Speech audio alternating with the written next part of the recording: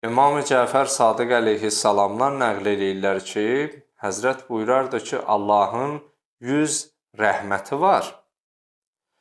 Onun birini bu dünyada, 99'unu isə axirətdə verər, əta edər deyə. Birini bu dünyaya vermiş, 99'unu isə axirətə saxlamış.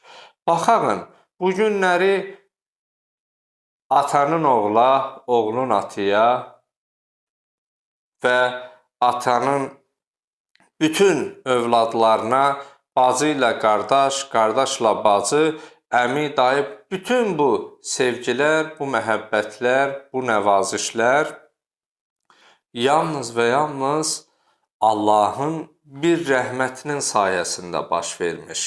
Yəni, insanların bir-birinə bu qədər məhəbbətli olması, şəfqətli, qiymət, dəyər verməsi bir rəhmətin sayəsindədir. İndi bir düşünün, 99 rəhməti olan yerdə nələr baş verər?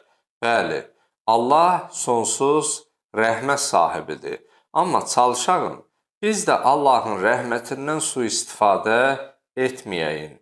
Üzərimizə düşən bəndəçilik borclarımızı, bəndəçilik vəzifələrimizi tam dürüst yerinə yetirək.